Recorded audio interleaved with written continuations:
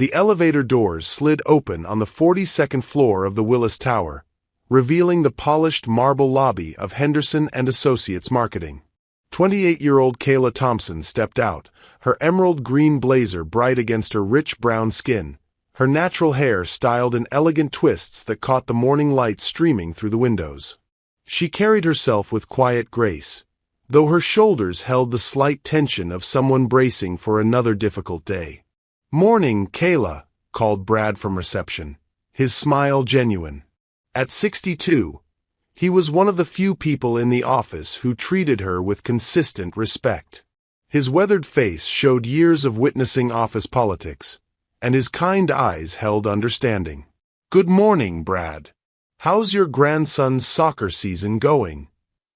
Kayla's voice was warm, melodious, the kind that could soothe worried clients over the phone. "Won their championship yesterday. Kid's got a scholarship offer already, and he's only 15. Brad's pride glowed as he handed her the usual stack of client files. "You working on the Patterson campaign today?" "That's the plan."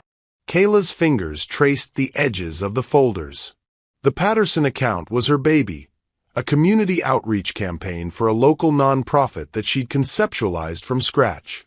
3 months of late nights and weekend research had gone into the proposal sitting on her desk. As she walked through the open office space, conversations seemed to dim around her. Janet Murphy, the office queen bee with her platinum blonde hair always perfectly styled, looked up from her corner desk with cold blue eyes.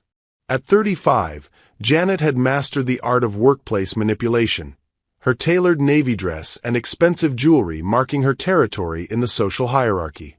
Well, someone's looking confident today." Janet's voice carried just far enough for others to hear. Her red-painted lips curved into what could generously be called a smile. Kayla kept walking, but her stomach tightened. "Just get to your desk. Do your work. Don't give them anything." Meanwhile, 15 miles away in Lincoln Park, 32-year-old Logan Mitchell stood in front of his bathroom mirror, adjusting his silver tie. His reflection showed a tall, athletic man with warm brown eyes and close-cropped hair, his chocolate skin smooth over strong cheekbones.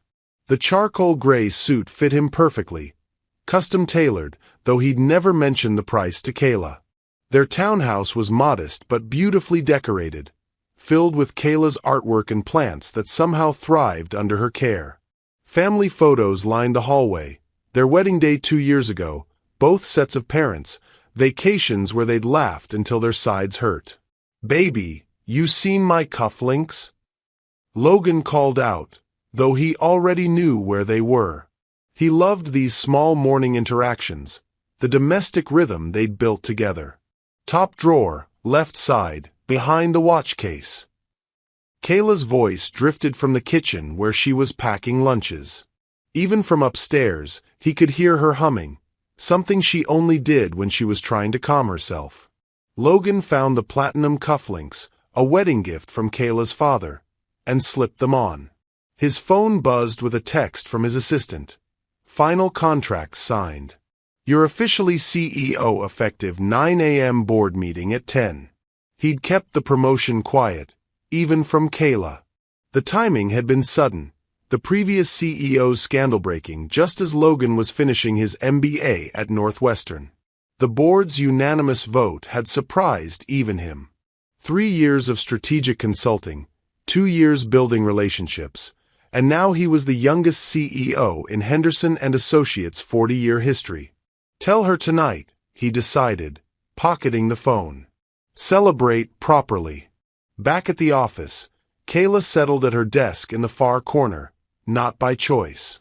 The workspace assignments had been strategic, placing her away from the main action, near the break room where she'd overhear every casual insult disguised as office banter. She opened the Patterson file and spread the layouts across her desk. The campaign centered on youth mentorship, featuring diverse young faces filled with hope and determination. Every image had been carefully chosen, every word crafted to inspire action. This wasn't just a job for Kayla, it was her chance to prove her worth in an industry that often overlooked people who looked like her. Kayla, honey, could you grab me a coffee? Janet's voice cut through her concentration. Extra cream. You know where everything is. The request wasn't unusual. Fetch coffee, make copies, handle the unglamorous tasks while others claimed credit for creative work. Kayla looked up to find Janet's expectant face, manicured fingers already dismissing her. I'm actually deep in the Patterson presentation right now. Maybe after I finish this section. Janet's smile turned razor-sharp. Oh, of course. The Patterson thing. How ambitious of you. The word ambitious came out like an insult, loaded with implications that made Kayla's chest tighten. Around them, other conversations continued, but she felt the weight of attention, the way certain ears perked up when conflict brewed. It's just that we all know your strengths lie more in support work, Janet continued, her voice honeyed with false concern. Client-facing campaigns require a certain image. There it is. Kayla's hands stilled on the keyboard. The coded language, the careful dancing around what Janet really meant. Too black, too fat, too different for their pristine company image. The campaign tests really well with focus groups, Kayla said quietly, her voice steady despite the fire building in her chest. The community response has been overwhelming. Oh, I'm sure the community loves it. Janet's emphasis on community made it sound like a foreign country. But we have to think about broader appeal. Our clients expect a certain level of sophistication. What Kayla wanted to say could have filled a book. What she actually said was, I'll get your coffee in 5 minutes. As she turned back to her computer, her phone buzzed with a text from Logan. Love you, beautiful. Hope your day is amazing. Can't wait to see you tonight. The message was like a lifeline thrown to someone drowning. Logan saw her, really saw her. He loved her curves, her brilliant mind, her fierce heart. In his arms, the office cruelty felt like distant noise from another planet. Love you too, she texted back. Something special planned for tonight? Maybe. Depends on how brave I'm feeling. Smiley face. Despite everything, Kayla smiled. Logan's surprises were always worth waiting for. Maybe tonight she'd finally tell him about the promotion she'd been hoping for. The creative director position opening up next month. She'd been building toward it for 2 years, every successful campaign adding to her portfolio. The office phone rang, startling her from her thoughts. Henderson and Associates. This is Kayla. Kayla Thompson? The voice was crisp, professional. This is Rebecca Chen from the Board of Directors. Could you come to conference room A at 10:15? We'd like to discuss your work on the Patterson campaign. Kayla's heart hammered. Board of Directors. The Patterson campaign. This could be it. Recognition, advancement, respect. Of course. I'll be there. As she hung up, Janet appeared at her desk like a vulture sensing opportunity. Board meeting? How exciting. I'm sure they just want to clarify some things about campaign direction. The way Janet said clarify made it sound ominous, but Kayla refused to let doubt creep in. Her work was solid. The campaign was brilliant. She belonged here, no matter what anyone else thought. At 10:10, she gathered her presentation materials and walked toward conference room A, her emerald blazer a bright flag of determination. She had no way of knowing that in less than 5 minutes, her husband would be walking into the executive elevator 2 floors above, ready to take control of the company that had been slowly crushing her spirit. What do you think will happen when Logan discovers what his wife has been enduring? Share your thoughts in the comments, and don't forget to subscribe for more incredible stories of love conquering injustice. The stage was set for a collision that would change everything. Conference room A felt like a courtroom. The long mahogany table stretched between Kayla and 5 board members, their faces arranged in expressions of polite corporate neutrality. Rebecca Chen sat at the head, her black hair pulled into a severe bun, her navy suit impeccable. To her right, Walter Hendricks, the company founder's son, drummed his fingers against his leather portfolio. "Please sit," Rebecca gestured to the chair across from them. The morning sun streaming through the windows created harsh shadows across the table, making the divide between Kayla and the board feel even more pronounced. Kayla placed her presentation folder on the table, her hands steady despite the nervous energy coursing through her veins. "Thank you for this opportunity to discuss the Patterson campaign. I believe we've created something truly impactful." "Yes, the Patterson account." Walter's voice carried the tone of someone discussing a minor inconvenience. "We've been reviewing the materials you submitted." "The focus group results have been exceptional," Kayla began, opening her folder to reveal charts and testimonials. "Community engagement is up 60%, and the client has already expressed interest in expanding the campaign." Rebecca leaned forward slightly. "Kayla, your passion for this project is evident. However, we need to address some concerns that have been raised." The temperature in the room seemed to drop. Kayla felt that familiar tightening in her chest, the same sensation she experienced whenever Janet sharpened her claws. "Concerns." "The imagery you've chosen," Walter said, pulling out copies of her campaign materials. "While certainly diverse, we worry about the broader market appeal." There was that word again. Diverse. The way he said it made it sound like a disease. "The campaign specifically targets underserved communities," Kayla explained, her voice growing stronger. "The imagery reflects the actual demographics we're trying to reach. The authenticity is what's driving the engagement." Authenticity. Rebecca repeated the word as if tasting something sour. Kayla, Henderson and Associates has built its reputation on aspirational marketing. Our clients invest in campaigns that elevate their brand image. And this campaign does exactly that, Kayla shot back. The Patterson Foundation serves inner-city youth, showing real kids, real families, real hope. That's not just authentic, it's powerful. The board members exchanged glances. Some silent communication passed between them, the kind that happens in rooms where decisions get made about other people's lives. "There's another matter," Walter said, his tone shifting to something that made Kayla's skin crawl. "We've received feedback about your fit within the company culture." The words hung in the air like smoke from a fire that was about to consume everything. "My fit." "Henderson and Associates maintains certain standards," Rebecca said carefully. "Our client-facing teams represent the company image.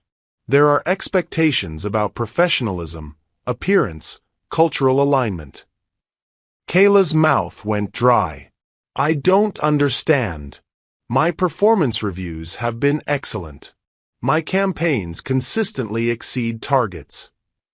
"Performance isn't the only factor," Walter said. "Image matters. Client comfort matters. We serve Fortune 500 companies who expect their marketing partners to reflect their own values and aesthetic." The room was spinning slightly. Kayla gripped the edge of the table, her emerald blazer suddenly feeling too bright, too bold, too much. "Are you saying I don't look professional enough?" "We're saying," Rebecca's voice took on the tone of someone delivering bad news with practiced efficiency, "that perhaps your talents would be better utilized in a behind-the-scenes capacity. Research, data analysis, support functions where your unique perspective can add value without concerns about client interface." Unique perspective. Code for black. Code for different. Code for unwanted. "The Patterson campaign was my concept," Kayla said, her voice barely above a whisper. "From initial research to final execution. 3 months of work.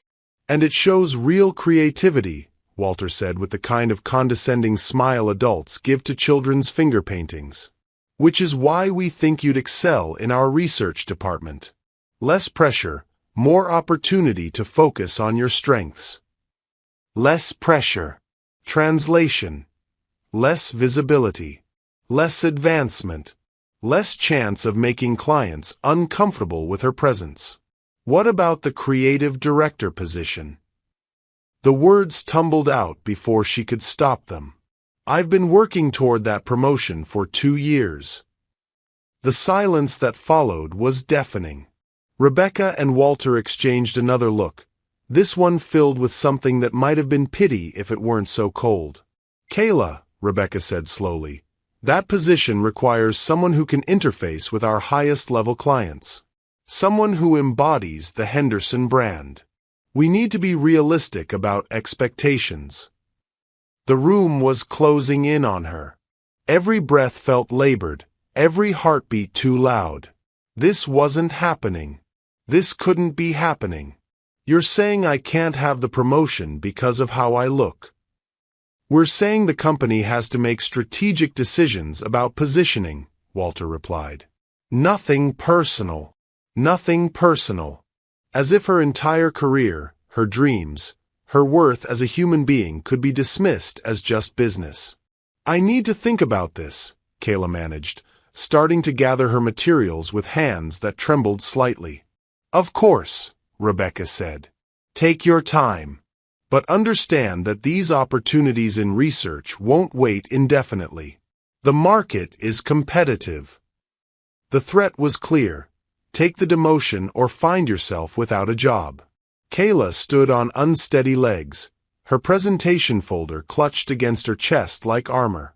Thank you for your feedback.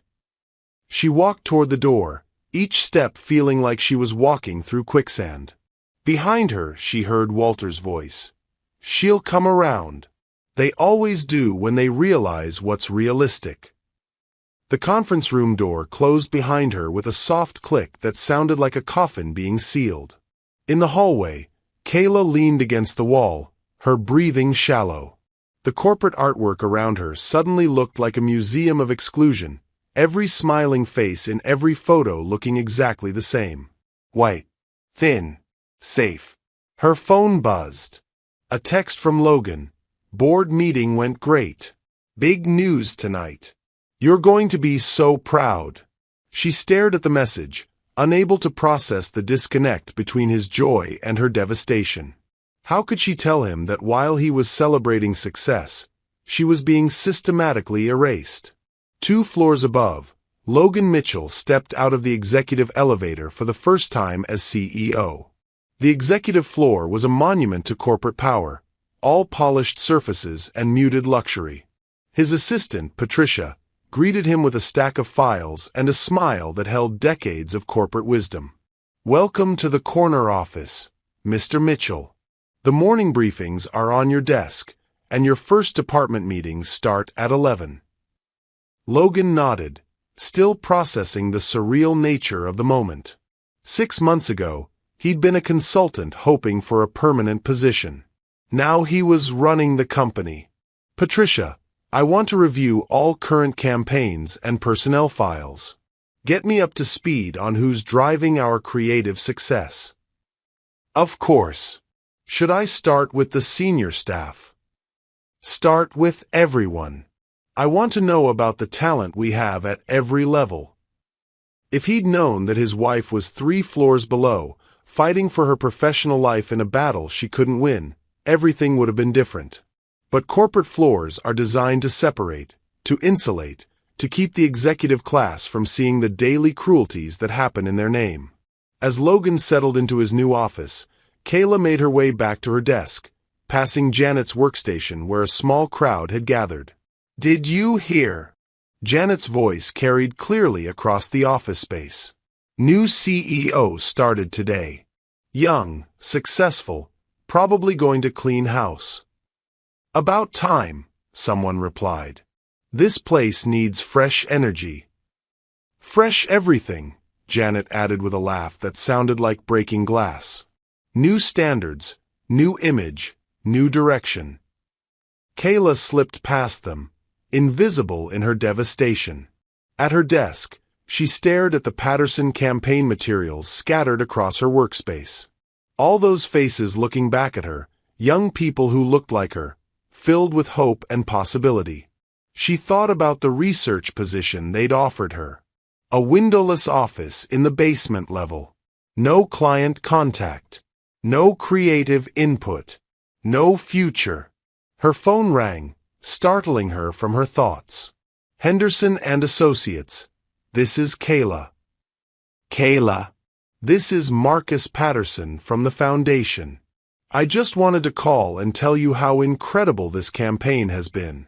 The response from our community has been overwhelming. You've given these kids something to believe in. Tears pricked at her eyes. Thank you, Mr. Patterson. That means everything. I hope we can work together on the expansion campaign. You really understand what we're trying to accomplish. After she hung up, Kayla sat in the silence of her corner desk, surrounded by the work that mattered and the walls that were closing in. She had no idea that her husband was 2 floors above, reviewing files that would soon include her name, her work, her brilliant mind that was being systematically undervalued. The collision was coming, but for now, they existed in separate worlds of the same building, love and injustice occupying the same space, waiting for the moment when everything would change. How do you think Logan will react when he discovers what's happening to his wife? Let us know in the comments below. Kayla hadn't touched her lunch. The turkey sandwich Logan had packed for her sat untouched in its bright yellow container, the same one he'd been using to surprise her with little love notes since their first month of dating. Today's note read, "You're going to change the world today. I believe in you." Oh, the irony was suffocating. She stared at her computer screen, the cursor blinking in an empty email draft. How do you write a resignation letter when quitting feels like surrendering everything you've worked for? How do you explain to the man you love that his wife isn't good enough for the corporate world he's about to conquer? Still here, I see. Janet's voice slithered across the office space. She approached Kayla's desk wearing a cream-colored dress that probably cost more than Kayla's monthly car payment, her blonde hair perfectly styled despite the afternoon humidity. I heard about your meeting with the board. Of course she had. Office gossip traveled faster than wildfire, especially when it involved someone's downfall. Janet, I'm really not in the mood for conversation right now. Kayla's voice was flat, drained of its usual warmth. Oh, honey, I'm not here to gloat. Janet perched on the edge of Kayla's desk, her red manicured nails drumming against the wood. I'm here to help. That got Kayla's attention. Janet helping anyone was like a shark offering swimming lessons. Help how? The research position they offered you. That's actually a smart move. Janet's voice took on the tone of someone dispensing wisdom to the unfortunate. You can work behind the scenes, contribute your unique insights, without the pressure of client representation. Unique insights. Kayla repeated the phrase, tasting the coded language that had been choking her all day. You mean my black insights, my fat insights, my undesirable insights. Janet's smile faltered for just a moment before snapping back into place. I mean your cultural insights. There's value in diversity, Kayla, just not necessarily in leadership roles. The casual cruelty of it took Kayla's breath away. Janet wasn't even trying to hide behind corporate speak anymore. She was laying out the brutal truth of how the world saw her. Valuable enough to exploit, not valuable enough to elevate. You know what your problem is? Janet continued, settling more comfortably on the desk edge. You keep fighting against reality instead of working with it. Some people are meant to be behind the camera, not in front of it. Kayla's hands clenched into fists beneath her desk. Every instinct screamed at her to respond, to defend herself, to fight back. But the morning's meeting had drained her of that fire. They had won, and they knew it. The new CEO is going to want results, Janet pressed on. Fresh ideas, dynamic leadership, people who can represent the company at the highest levels. You could position yourself as a valuable contributor in the right role, or you could keep pushing for something that's never going to happen and find yourself out entirely. The threat was clear. Take the demotion or lose everything. Meanwhile, 2 floors above, Logan was experiencing his own form of resistance. The executive conference room buzzed with the kind of energy that came from new leadership and old politics colliding. 6 department heads sat around the polished table, each one sizing up their new boss while protecting their own territories. The Q4 numbers look strong, reported Financial Director Robert Hayes, a silver-haired man who'd been with the company since its founding. But we need to address some inefficiencies in the creative department. What kind of inefficiencies? Logan asked, pen poised over his legal pad. He'd learned early in his consulting career that the real information came in the details people tried to skim over. Personnel issues, chimed in HR Director Carol Brennan. Some staff members who aren't quite fitting with our evolving brand vision. Logan's eyebrows rose. Fitting how? The department heads exchanged glances, that familiar dance of corporate communication where everyone understood the subtext but nobody wanted to say it directly. Client feedback, Robert explained carefully. Some of our account representatives have expressed concerns about team composition on client-facing projects. I need specifics, Logan said, his voice taking on an edge that made several people shift in their seats. Are we talking about performance issues? Skill gaps? What exactly are we addressing? Another round of glances. Carol cleared her throat. It's more about market positioning. Ensuring our teams reflect the aspirational qualities our clients expect. The corporate speak was making Logan's head hurt. Are you telling me we're making staffing decisions based on appearance? We're making strategic decisions based on brand alignment, Robert replied smoothly. Henderson and Associates has always maintained certain standards of presentation and cultural fit. Logan set down his pen, the sound sharp in the suddenly quiet room. Define cultural fit. The silence stretched uncomfortably. These were conversations that happened in code, in carefully modulated language designed to avoid legal liability while achieving discriminatory results. Professional standards, Carol offered weakly. Image considerations, added Creative Director Tom Walsh, speaking up for the first time. Our clients invest significant resources in their marketing partnerships. They expect teams that embody success, sophistication, the kind of polish that reflects well on their own brands. Logan leaned back in his chair, studying the faces around the table. Something was happening here, something that made his consultant instincts tingle with warning signals. I want to review all personnel files, he said finally. Starting with the creative department. I want to see performance metrics, client feedback, project outcomes. Everything. Of course, Carol nodded quickly. Though you should know we've already identified some positions for restructuring. Lateral moves that would better utilize certain employees' skill sets. Whose skill sets? Well, there's one junior executive who's been struggling with client interface issues. Kayla Thompson. Talented researcher, but perhaps better suited for behind-the-scenes work. Logan went very still. The name hit him like a physical blow, but he kept his expression neutral through years of consulting training. These people didn't know he was married. Didn't know that the woman they were casually dismissing was the person who made his world make sense. Kayla Thompson, he repeated carefully. What kind of struggles? Cultural alignment issues. Tom Walsh jumped in. She's worked on some niche campaigns that haven't quite fit our broader market strategy. The board has recommended transitioning her to research, where her particular perspective might be more appropriately utilized. Cultural alignment issues. Particular perspective.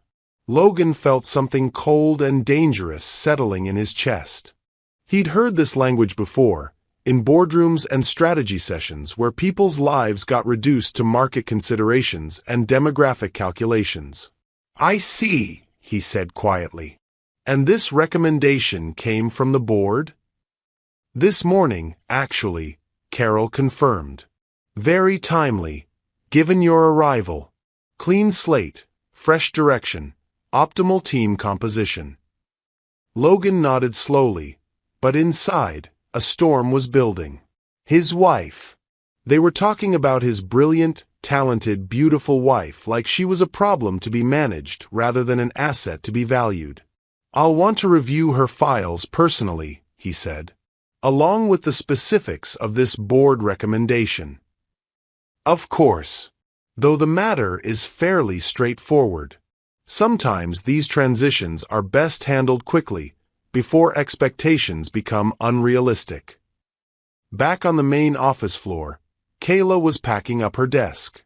Not permanently, not yet, but she needed to take some time to think without Janet's voice drilling into her skull or the board's casual cruelty echoing in her ears. Her phone buzzed with a text from Logan. "How was your day, beautiful? Mine's been full of surprises. Can't wait to share everything with you tonight." She stared at the message, tears blurring the words. How could she tell him?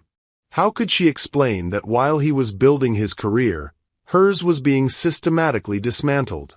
He'd be furious, would want to fight, would probably do something that could hurt his own advancement. "Long day," she texted back. "Tell me about your surprises when you get home. Are you okay? You sound off." Even through text, he could read her moods. After 3 years together, Logan knew her rhythms better than anyone. "Just tired. See you tonight." She slipped her phone into her purse and gathered the Patterson campaign materials. Whatever happened next, she wasn't leaving her work behind. Those faces, those stories, that hope she'd captured in every image and word, that belonged to her. "Leaving early?" Janet's voice followed her toward the elevator. "Probably for the best. Big changes coming, and it's always easier to adapt when you're not fighting the tide." Kayla didn't respond. The elevator doors closed on Janet's satisfied smile, carrying Kayla down and away from the battlefield where her career was bleeding out. As the elevator descended, Logan was studying personnel files in his corner office, each page revealing a pattern that made his blood pressure rise. Stellar performance reviews, innovative campaigns, client praise, and then, suddenly, vague language about fit and alignment and market considerations. He pulled up the Patterson Foundation campaign on his computer, the one Carol had mentioned as an example of Kayla's niche work. The screen filled with images of young faces, diverse and hopeful, surrounded by copy that was both inspiring and authentic. The engagement metrics were outstanding. The client testimonials glowed with praise. This wasn't niche work. This was brilliant work. Logan picked up his phone and dialed his assistant. "Patricia, I need you to set up individual meetings with every member of the creative team, starting tomorrow morning. And I want copies of all board recommendations from the past month." "Certainly, Mr. Mitchell. Any particular focus for these meetings?" "I want to understand how we evaluate talent in this company. And I want to know why we're considering moving our best performers into positions where they can't perform." As Logan ended the call, Kayla was walking through the parking garage, her heels echoing off concrete walls that seemed to close in around her. The Patterson materials felt heavy in her arms, weighted with dreams that were slipping away.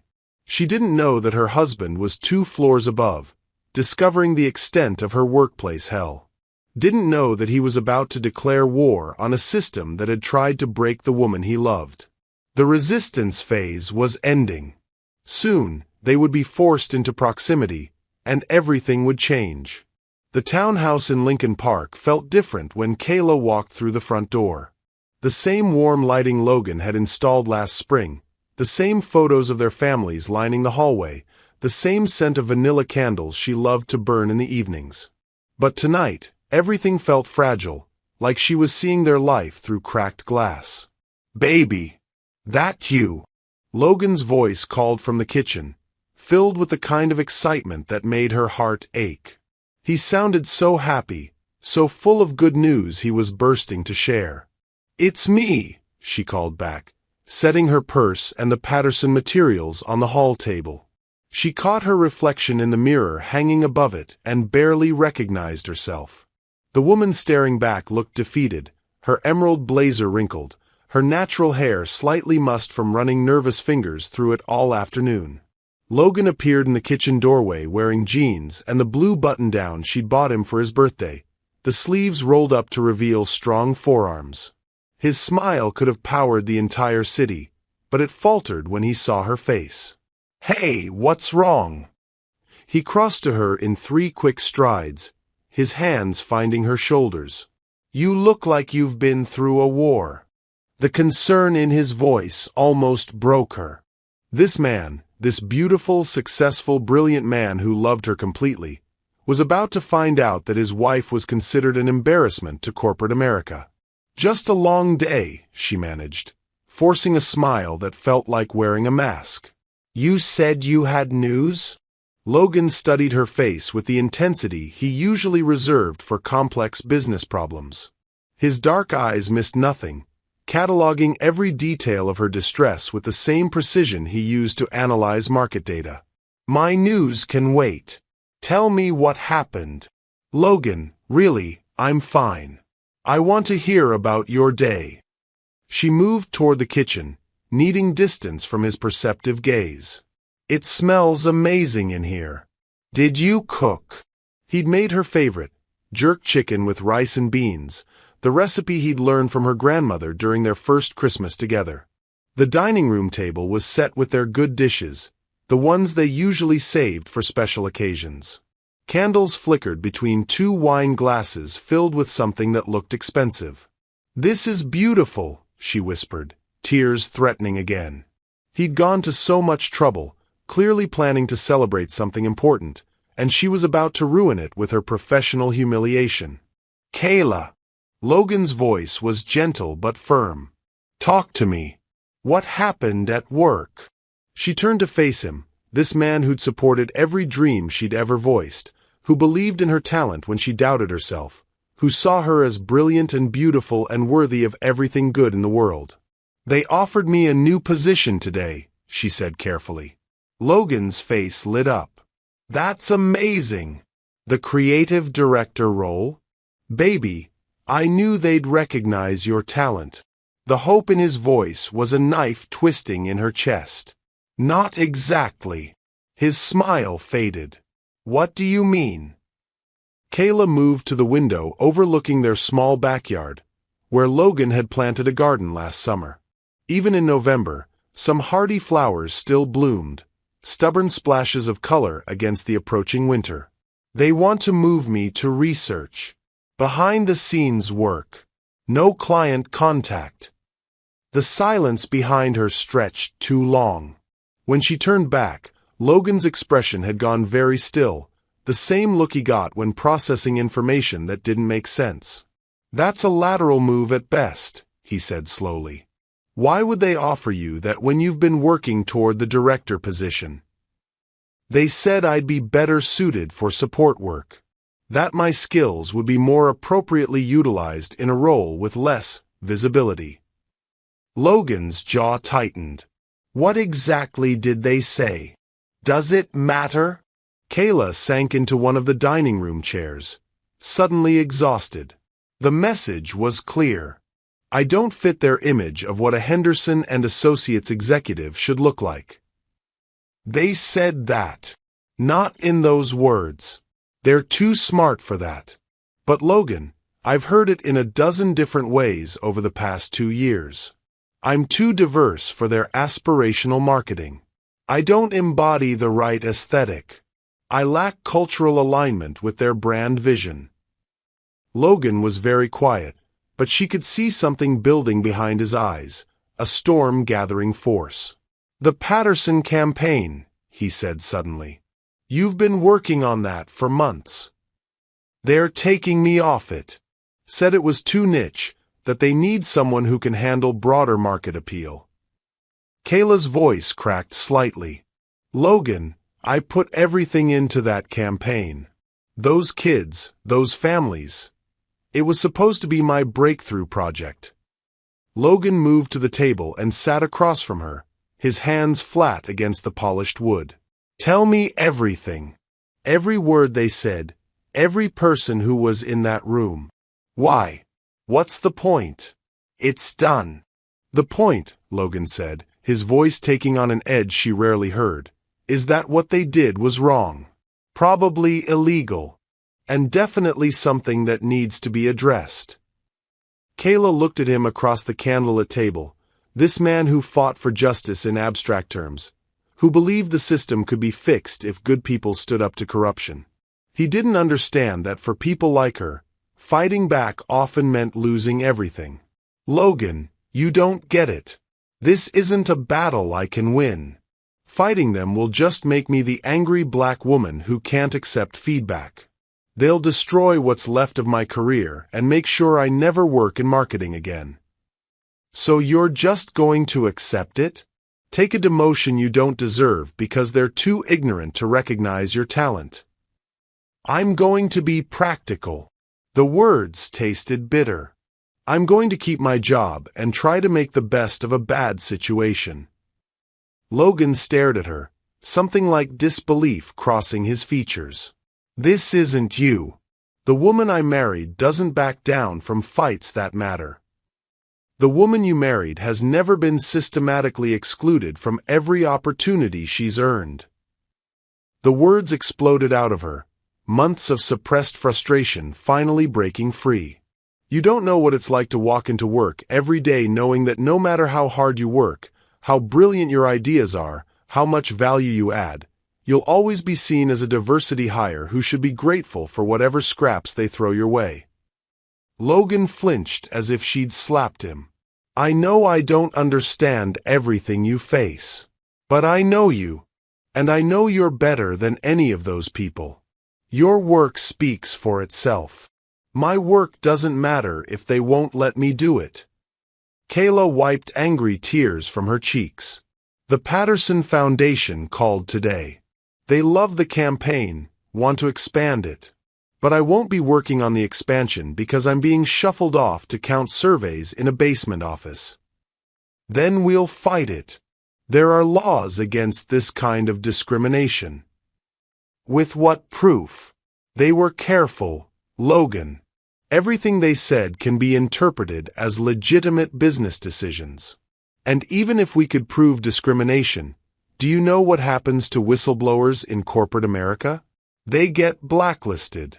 No one wants to hire the person who sued their last company. Logan was quiet for a long moment, staring at the candles flickering between them. When he finally spoke, his voice was softer but no less intense. What if I told you that things might be different than you think? That there might be ways to address this situation that you haven't considered? What do you mean? He seemed to be wrestling with something, words fighting to get out. I got some news today, too. Good news, actually. Life-changing news. Kayla looked at him through her tears, this man who'd been trying to celebrate something important while she fell apart. Tell me. The consulting project I've been working on? It wasn't just consulting. They were evaluating me for a permanent position. A big one. Understanding began to dawn, slow and warm like sunrise. How big? Logan reached across the table and took her hands in his. I'm the new CEO of Henderson and Associates. The words hung in the air between them like something too fragile to touch. Kayla stared at him, processing information that seemed too impossible to be real. You're joking. I'm not. I was going to tell you over dinner. Celebrate properly. The board voted unanimously. I officially started this morning. Kayla's mind raced, connecting dots that created a picture she couldn't quite comprehend. "You're the new CEO of the company that just demoted me." "Yes. You're the fresh leadership they're using to justify restructuring my career." "Apparently." A laugh bubbled up from somewhere deep in her chest, the kind of laughter that bordered on hysteria. "This is insane. This morning I was getting pushed out of my dream job, and my husband is the man they hired to replace the old regime." Logan squeezed her hands. "This changes everything, Kayla. I can fix this. I can make sure you get the recognition you deserve." But even as he said it, she could see him working through the complications. Company policies about nepotism. The optics of the new CEO immediately promoting his wife. The ammunition it would give people like Janet to claim that any success Kayla achieved was unearned. "It changes everything and it changes nothing," she said quietly. "If you help me now, I'll never know if I earned it. And everyone else will always believe I didn't. You've already earned it. Your work proves that. Not to them. Not to the people who matter." Kayla pulled her hands free and stood up, pacing to the window again. "God, this is such a mess." Logan joined her at the window, his reflection appearing beside hers in the glass. "We'll figure it out. Together." She leaned against him, drawing strength from his solid presence. Outside, the first stars were appearing in the darkening sky, pinpricks of light in the gathering darkness. "What if we can't? What if there's no way to fix this without making everything worse? Then we'll make a new plan. But Kayla, I'm not going to stand by and watch talented people get pushed aside because of prejudice and ignorance. Starting with you." The forced proximity of their situation was becoming clear. They were bound together now, not just by love but by the complex web of corporate politics and personal justice. His success was tied to her struggle, her future linked to his power. "Promise me something," she said, turning in his arms. "Promise me you won't do anything rash. This company could be your future. Don't let my problems derail your career before it even starts." Logan's hands framed her face, his thumbs brushing away the last of her tears. "Your problems are my problems. Your success is my success. That's what marriage means." "That's what love means," she corrected. "But love doesn't always win in corporate boardrooms. Maybe it's time it started." As they stood together in their dining room, surrounded by the dinner he'd prepared to celebrate his triumph and her defeat, both of them knew that tomorrow would bring decisions that would define not just their careers but their marriage. The comfortable distance between his work and hers had collapsed, forcing them into a proximity that would test everything they thought they knew about justice, love, and the price of standing up for what's right. The next morning arrived gray and drizzling, Chicago's November sky matching Kayla's mood as she sat at their kitchen island, nursing her second cup of coffee. Logan had left early for what he called reconnaissance meetings, promising to gather more information before they decided how to proceed. The house felt too quiet without his presence, filled with the weight of unspoken possibilities. Kayla's phone buzzed with a text from her sister. "Mom wants to know if you're still coming to Sunday dinner. She's making your favorite cornbread." The normalcy of the message felt surreal. Her family had no idea that her world had shifted on its axis in the past 24 hours. She typed back, "Wouldn't miss it. Tell Mom I love her. Everything okay? You sound weird even through text." Keisha had always been able to read her, even from 300 miles away in Detroit. 2 years younger but infinitely wiser about navigating workplace politics, Keisha worked as a software engineer for a tech company that actually valued diversity. "Long story. Call you later." Kayla set down her phone and opened her laptop, scrolling through job listings with the mechanical desperation of someone drowning in professional quicksand. Marketing manager positions in smaller companies, roles that would represent a step backward but might offer more respect than she was getting at Henderson and Associates. Her email chimed with a new message. The sender made her heart skip. Marcus Patterson from the Foundation. Kayla, I hope you don't mind me reaching out directly. I wanted to follow up on our conversation yesterday about the campaign expansion. The board is so impressed with your work that we'd like to discuss bringing you on as a consultant for our other initiatives. Would you be available for lunch this week to talk? She stared at the message, reading it 3 times to make sure she wasn't imagining the lifeline being thrown her way. The Patterson Foundation wanted to hire her directly. It wouldn't be the corporate ladder she'd been climbing, but it would be meaningful work with people who valued her contributions. Before she could second-guess herself, she typed back, I'd love to discuss this opportunity. I'm available any day this week. The response came back within minutes. Wonderful. How about today at noon? Wildberry Cafe on North Clark? I'll bring our program director, Angela Rodriguez. She's excited to meet the creative mind behind our campaign. Perfect. See you at noon. For the first time in 24 hours, Kayla felt something that resembled hope. Maybe there was a path forward that didn't involve corporate boardrooms and coded discrimination. Maybe she could build something better on her own terms. Meanwhile, across the city at Henderson & Associates, Logan was learning just how deep the rot went in his new company. His morning had started with individual meetings with each member of the creative team, and the pattern that emerged made his stomach turn. So you've been here how long, Nicole? Logan asked the young graphic designer sitting across from him. Nicole Chen was 25, brilliant, and clearly uncomfortable in the executive conference room. 2 years in December, Nicole replied. Her portfolio spread across the mahogany table. I started right after graduation from Art Institute. And your career progression? Nicole's smile faltered slightly. Well, I've been hoping for more responsibility. But they keep telling me I need more experience before taking on major clients. Logan flipped through her portfolio, noting the sophisticated designs and innovative concepts. This work looks pretty advanced to me. What kind of feedback have you received? Mostly that my style is too experimental for their core clientele. They prefer classic, traditional approaches. There it was again. The coded language that meant not white enough, or not conventional enough, or not what our clients expect. Logan made a note on his legal pad, adding Nicole's situation to the growing list of talented employees being held back by subjective and likely discriminatory evaluations. Has anyone specifically discussed advancement opportunities with you? Nicole shifted in her chair.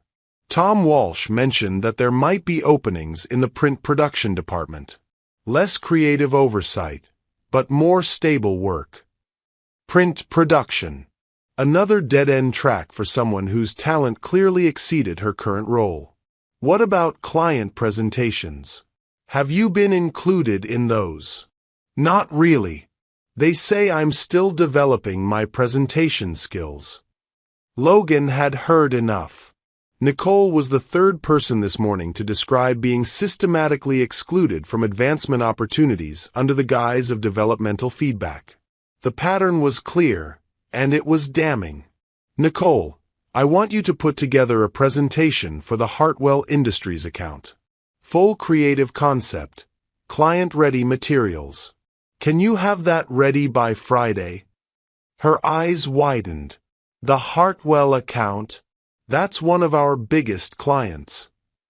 Which is why I want our best creative minds working on it. Think you're up for the challenge?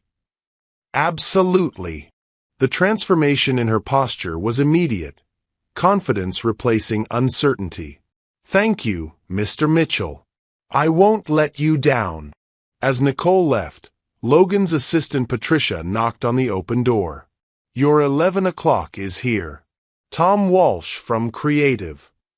Tom Walsh entered like a man walking to his own execution, his usual swagger replaced by nervous energy. At 42, he'd been creative director for 5 years, riding the wave of existing accounts while apparently stifling any talent that might threaten his position. "Tom, thanks for coming. I wanted to discuss your department's talent development strategies." Tom settled into his chair, straightening his red tie with hands that trembled slightly. "Of course. We've been focusing on building a strong foundation of traditional marketing principles." Traditional. Logan let the word hang in the air. "Define that for me." "Time-tested approaches. Classic messaging that resonates with established market segments. Our core clientele appreciates consistency and reliability." "And where does innovation fit into that model?" Tom's smile looked painted on. "Innovation is important, naturally. But it has to be the right kind of innovation. Calculated risks with proven demographics." Logan pulled out a file that had been sitting on his desk since yesterday. "I've been reviewing some recent campaigns. The Patterson Foundation work, for instance. Impressive engagement metrics, strong client satisfaction, innovative approach to community outreach." "Yes, well, that was more of a niche project. Kayla Thompson handled that one. She has a certain perspective that works well with those specific demographics." The careful phrasing made Logan's jaw clench, but he kept his expression neutral. Specific demographics. Urban markets, community-focused initiatives. It's good to have team members who understand those particular audiences. Logan leaned back in his chair, studying Tom's face. The man was digging his own grave with every coded phrase, apparently unaware that he was describing discriminatory practices to the one person in the building with the power to destroy his career. And Kayla's advancement prospects within the department? Tom's discomfort was palpable now. Well, advancement requires a broader skill set. Client relationship management, strategic thinking, the ability to interface with C-suite executives from major corporations. It's a significant step up from niche campaign work. "You don't think she has those skills?" "I think she has valuable contributions to make in the right role.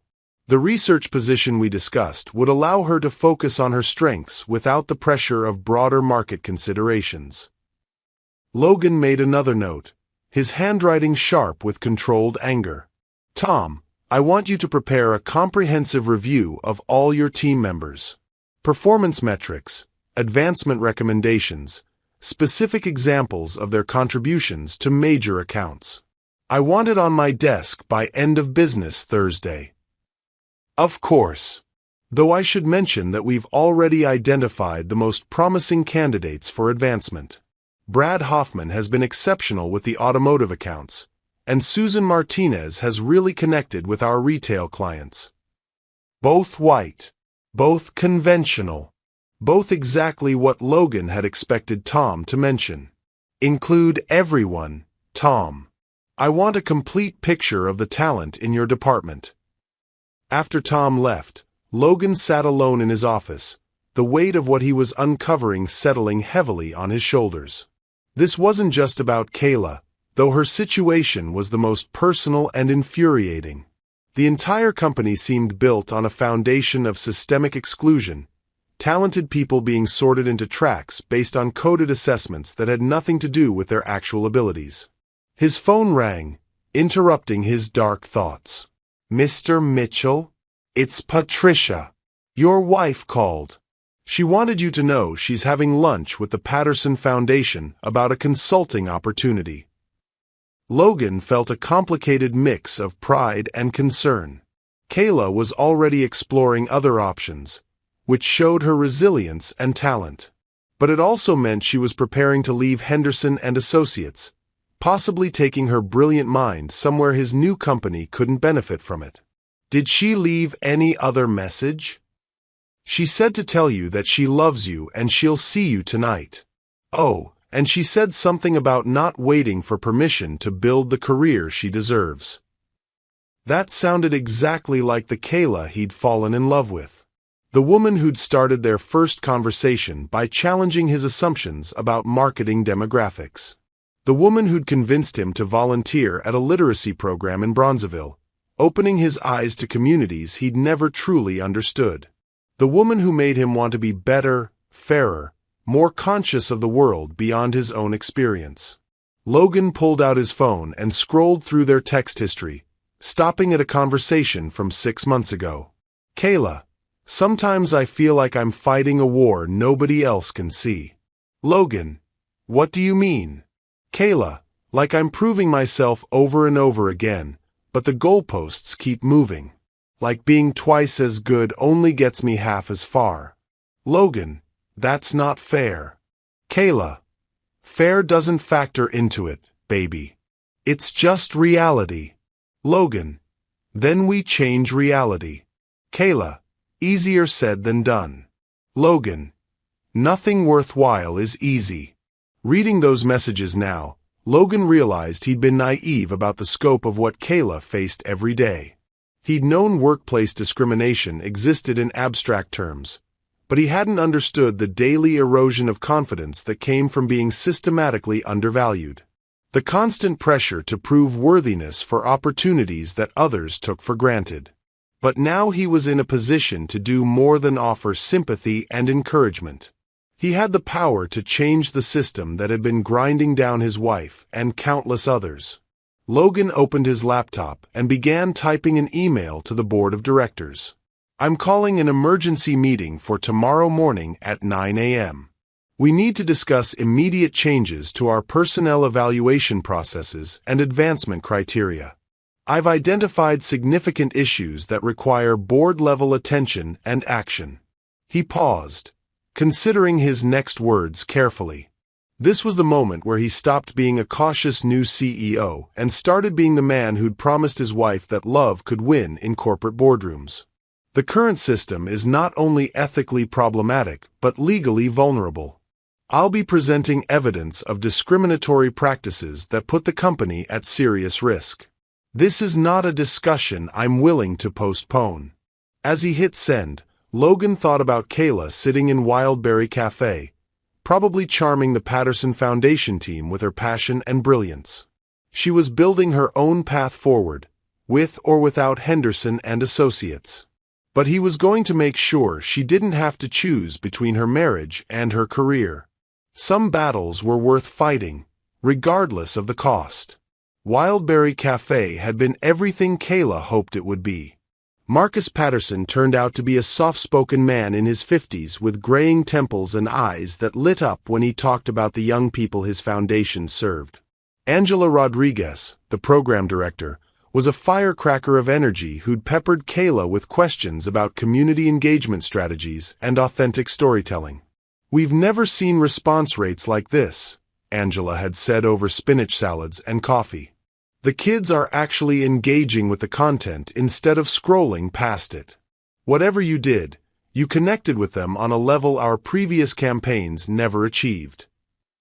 The consulting offer was generous, a 6-month contract to develop campaigns for 3 different community initiatives, with the possibility of expanding into a full-time position if things went well.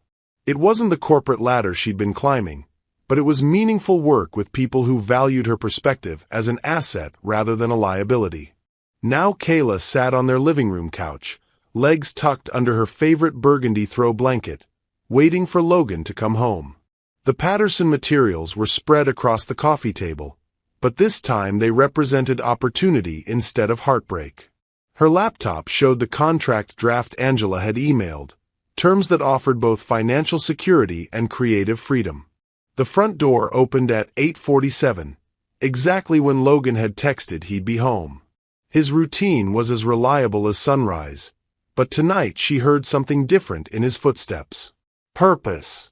Determination. The sound of a man who'd made important decisions. Kitchen smells good, he called out, hanging his coat in the hall closet. Thai takeout from that place on Armitage you love. Pad Thai with extra vegetables, massaman curry, spring rolls. Kayla had needed comfort food after the emotional whiplash of the past 2 days. There's a beer in the fridge with your name on it.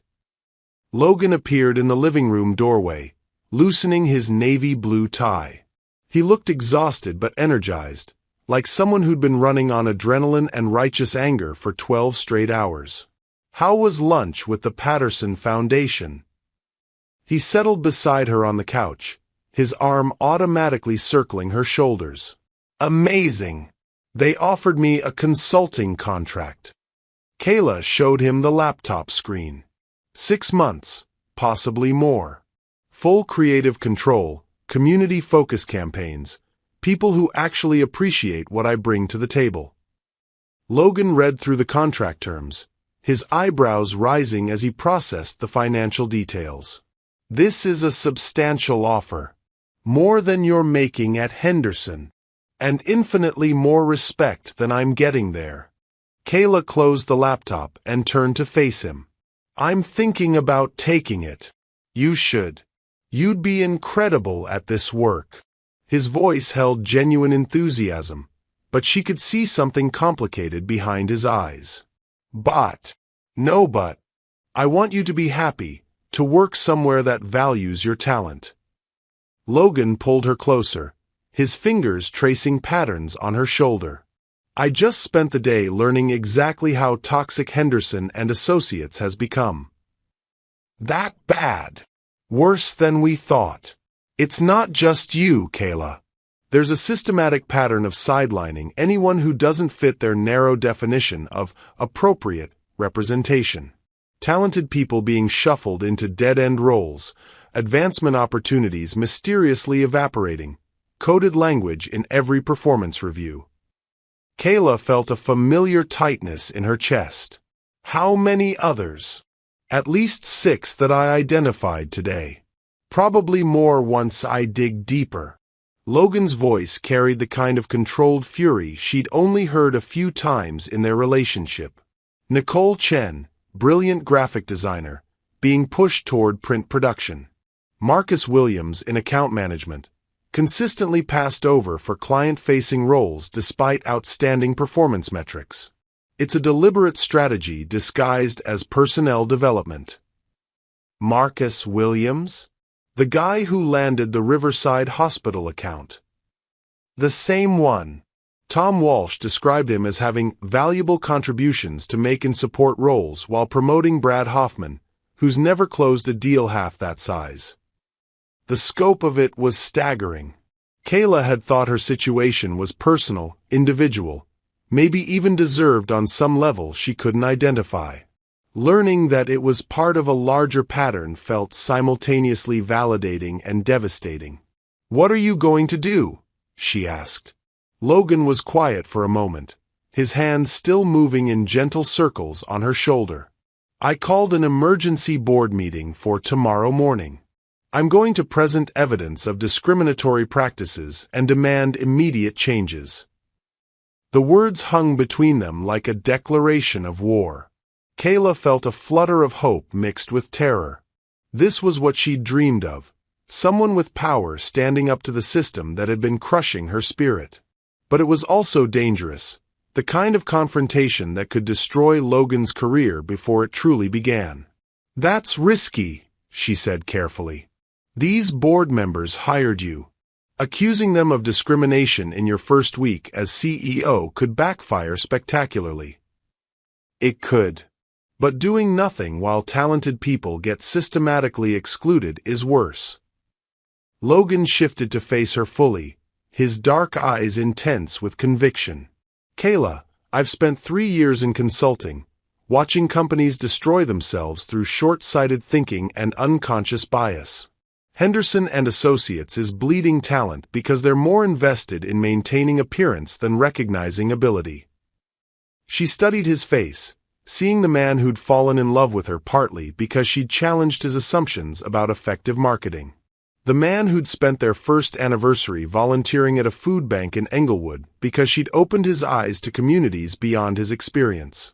"You know this isn't just about me, right? Even if you fix everything tomorrow, people will always wonder if your wife got special treatment. Let them wonder. Your work speaks for itself." Logan took her hands in his, calloused fingers warm against her skin. Besides, I'm not fighting for Kayla Thompson, employee. I'm fighting for every person in that building who's been told their worth is limited by how they look or where they come from.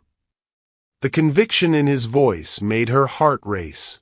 This was the man she'd married, someone who believed systems could change if good people were willing to fight for justice. "Tell me about your day," she said. "All of it." So he did. Logan described each meeting, every coded phrase, the patterns that revealed themselves like a map of institutional prejudice. He talked about Nicole's portfolio being described as too experimental, and Marcus's client relationships being labeled culturally specific.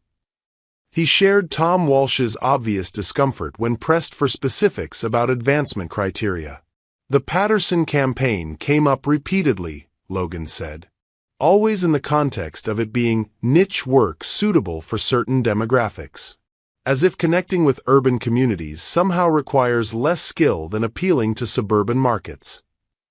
"They've never understood that good marketing is universal," Kayla replied. "Authenticity resonates across demographics. Hope, family, opportunity, those aren't niche concepts." Exactly. Which is why what you created works so well.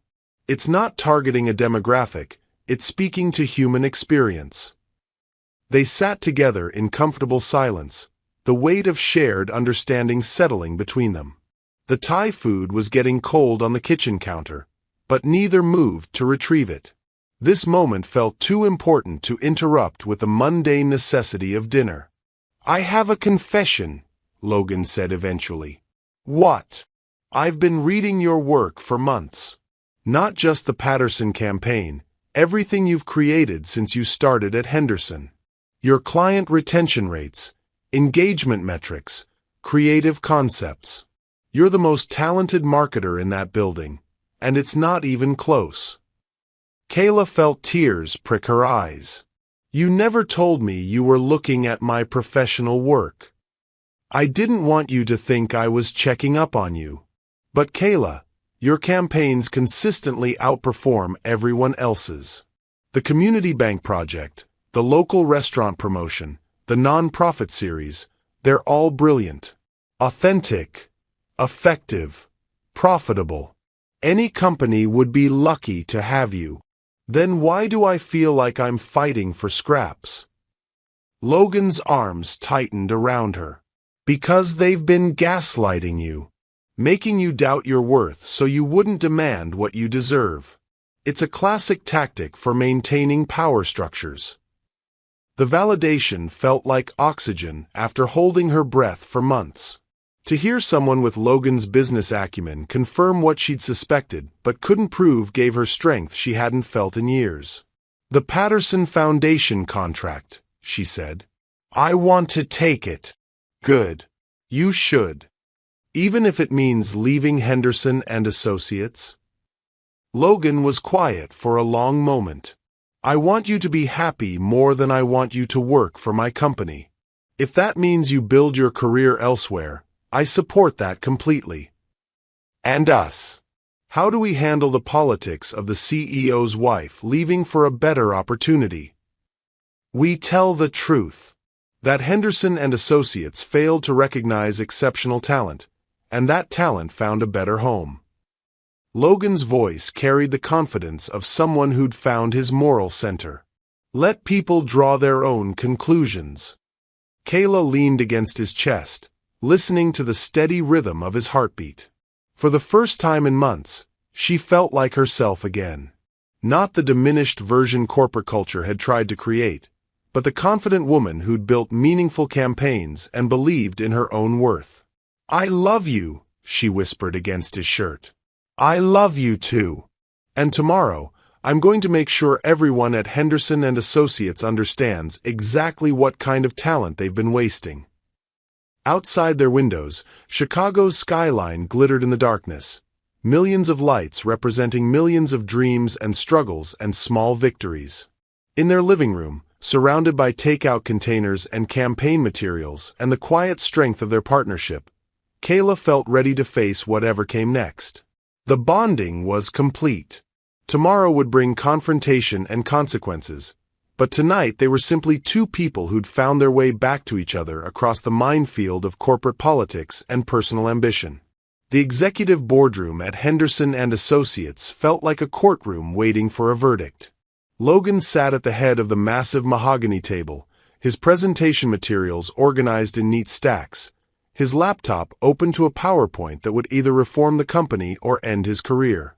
The morning sun streamed through floor-to-ceiling windows, casting long shadows across the faces of 5 board members who looked like they'd rather be anywhere else. Rebecca Chen sat to his right, her usual composed demeanor slightly cracked around the edges. Walter Hendricks drummed his fingers against his leather portfolio, a tell Logan had noticed during yesterday's meetings. The other 3 board members, Carol Brennan from HR, Robert Hayes from Finance, and Patricia Delacroix, the external consultant, all wore expressions of polite attention masking barely concealed irritation. "Thank you all for accommodating this emergency meeting," Logan began, his voice steady despite the adrenaline coursing through his system. "I've called you here to address critical issues I've discovered in our personnel management practices." "Logan," Walter interrupted, his tone suggesting paternal patience. "You've been here 3 days.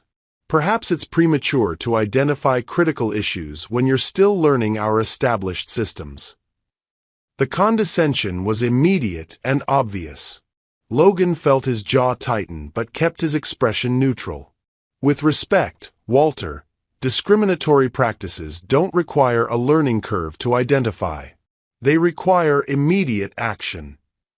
The temperature in the room seemed to drop several degrees. Rebecca shifted in her chair, her pen clicking against her notepad in a nervous rhythm. "That's quite an accusation," Carol said carefully. "Our HR policies are thoroughly vetted and legally compliant." Logan opened his laptop and projected his first slide onto the wall-mounted screen. "Let's examine the evidence." The slide showed a grid of employee photos with their advancement trajectories over the past 2 years. The pattern was stark. White employees consistently promoted to client-facing roles and leadership positions, while employees of color were shuffled into support functions regardless of their performance metrics. "This is our creative department's advancement pattern," Logan continued. "Notice anything interesting?" The silence stretched uncomfortably. Patricia Delacroix, the external consultant who was supposed to provide objective oversight, cleared her throat. "Personnel decisions are based on multiple factors: performance, cultural fit, client needs." Cultural fit. Logan let the phrase hang in the air. "Define that for me." More uncomfortable shifting. Robert Hayes jumped in. "Ability to interface effectively with our client base. Communication style, professional presentation, understanding of market expectations." Logan clicked to his next slide. Performance metrics side by side with advancement outcomes.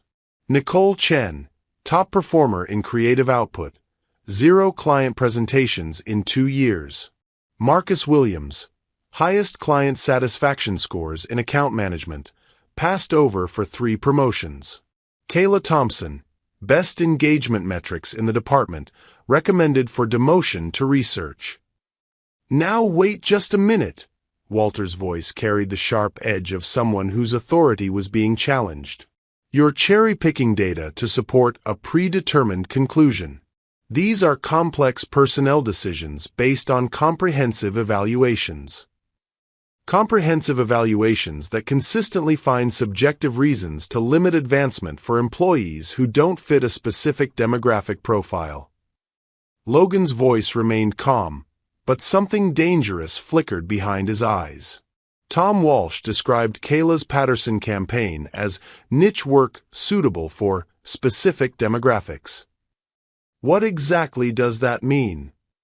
Carol was scribbling notes frantically, probably calculating legal liability. Tom's language may have been imprecise, but the substance of his evaluation focused on market positioning and brand alignment. Brand alignment. Logan clicked to the next slide, the Patterson campaign's actual performance data. This niche campaign has the highest engagement rates, best ROI, and strongest client satisfaction scores of any project our creative department has produced this year. The client is expanding the contract and specifically requested to continue working with Kayla. Rebecca finally spoke up, her voice tight with controlled frustration. Logan, I understand you want to support your team, but you're misinterpreting normal business decisions as discrimination. Sometimes advancement requires qualities that aren't captured in performance metrics, such as leadership presence, executive bearing, the ability to represent the company at the highest levels. Rebecca's words came out clipped, precise. Not everyone is suited for every role, regardless of their technical skills. There it was. The coded language that meant not white enough, or not thin enough, or not conventional enough to represent their brand. Logan felt something cold and sharp settle in his chest. Executive bearing, he repeated slowly. Help me understand what that looks like. The board members exchanged glances, that familiar dance of people who understood each other perfectly but couldn't say what they really meant out loud. Professional polish, Walter offered. Gravitas. The kind of presence that inspires confidence in Fortune 500 executives. Logan pulled out his phone and scrolled to a photo from last month's marketing conference. This is Kayla presenting the preliminary Patterson results to a room of nonprofit executives and community leaders. Does she look like she lacks professional polish? The photo showed Kayla in a royal blue dress, her natural hair styled in an elegant updo, speaking confidently to an engaged audience. Her posture radiated competence and authority, her smile warm but commanding. That's not the same as interfacing with corporate clients, Carol said quickly. Different audiences have different expectations. Different how? Another round of uncomfortable silence. Patricia Delacroix finally spoke, her voice carrying the weary tone of someone stating an obvious truth. Logan, you're forcing us to say things that are better left implied. Our clients have preferences, comfort levels, expectations about who represents their brand investments. Say it plainly, Logan commanded, his voice taking on an edge that made several board members flinch. What are these preferences based on? Aesthetics, Robert Hayes said bluntly, apparently deciding honesty was the best strategy. Market research shows that certain demographics respond better to representatives who reflect aspirational qualities. Sophistication, refinement, the kind of polish that signals success. Logan stared at him for a long moment. You're telling me that clients prefer white, thin representatives because they equate whiteness and thinness with success. I'm telling you that market research drives decision-making, Robert shot back. We're not a social justice organization, Logan. We're a business. Our job is to deliver results for clients, not to advance political agendas. The mask was finally off. The careful corporate speak had given way to the brutal reality underneath. Systematic exclusion based on appearance, justified as market necessity. Political agendas, Logan repeated, his voice deadly quiet. You consider equal opportunity employment a political agenda. We consider realistic assessment of market dynamics good business, Walter interjected. You're 3 days into this job, Logan. Don't presume to lecture us about strategies that have built this company's success over 4 decades. Logan stood up slowly, his 6'2" frame commanding attention. Success built on what foundation? Excluding talented people because they don't fit your aesthetic preferences? Limiting advancement based on client comfort levels that you've never actually tested? We've tested them, Rebecca said defensively. Focus groups consistently show preference for traditional presentation styles. Show me the data. Uncomfortable silence. Carol shuffled through her papers. Those studies are proprietary research conducted by external firms. Which firms? What methodologies? What specific questions were asked? Logan's consulting background was showing, his ability to dissect research methodology cutting through their vague assertions. More silence. Patricia cleared her throat. Logan, you're missing the bigger picture. Henderson and Associates has built its reputation on delivering premium marketing services to elite clientele. That requires maintaining certain standards of presentation and cultural alignment. It's not personal, it's practical. It's illegal, Logan said flatly. And it's destroying this company from the inside out. Walter's face flushed red. You're out of line. The board selected you to provide fresh leadership, not to tear down systems that have proven successful. Successful! Logan clicked to his final slide. Competitive analysis showing Henderson and Associates losing market share to more diverse agencies. You're hemorrhaging clients to competitors who understand that authentic marketing requires authentic voices. Your traditional presentation styles are becoming obsolete while you cling to prejudices disguised as business strategy. The room erupted. Walter slammed his hand on the table. I will not sit here and be accused of prejudice by someone who's been here less than a week. Then you won't have to sit here much longer, Logan replied calmly. Because I'm implementing immediate changes to our advancement policies, starting with reversing the decision to demote Kayla Thompson. Like hell you are, Rebecca snapped, her composure finally cracking completely. The board has final authority over personnel decisions, and we will not be manipulated by your obvious conflict of interest. Conflict of interest. Everyone knows you're married to her, Walter said, his voice dripping with disdain. This entire presentation is an elaborate attempt to advance your wife's career at the expense of legitimate business considerations. The accusation hung in the air like poison gas.